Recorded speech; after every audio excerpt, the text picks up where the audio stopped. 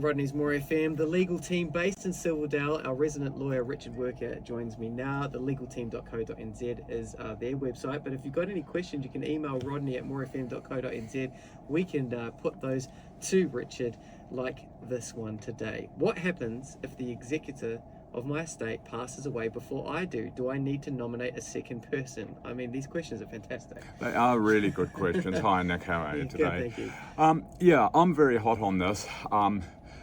I think one should always have two executors.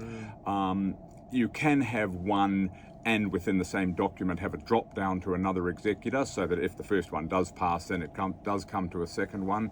It's quite interesting though, if you do only have one executor and that executor passes before you, you of course have the opportunity of adding a new executor if you're in mental state to be able to do that.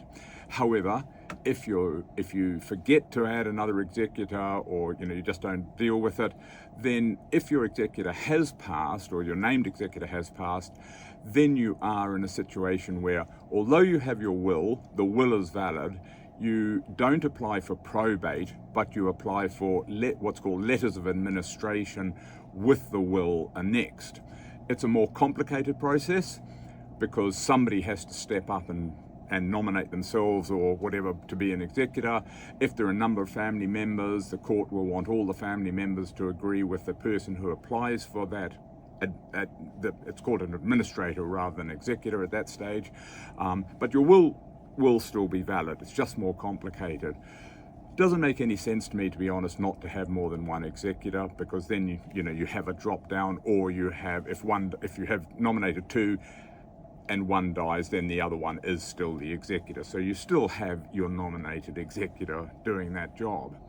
Slightly trickier question is, what happens if after you have passed, your executor is alive at that stage, that executor is named in your will, that person is the executor, and after you have died, that executor dies. Interestingly enough, that person's executors then become your executors, and you may not even know who those executors are. So, for example, if you name a friend as an executor and you die, that person is the executor, obtains probate, and then subsequently dies, that person's executors are the executors of your will, and as I say, you may not even know who they are. Wow. It's quite interesting from that point of view. Yeah. So honestly, I do a number of talks in the village, and I always recommend that you have at least two executors.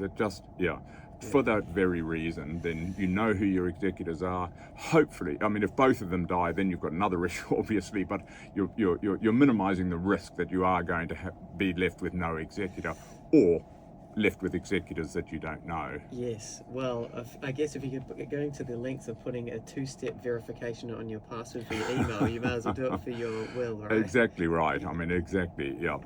I'm pretty hot on that, and I think it is very, very important to do that. Have two executors if you can. You're way ahead.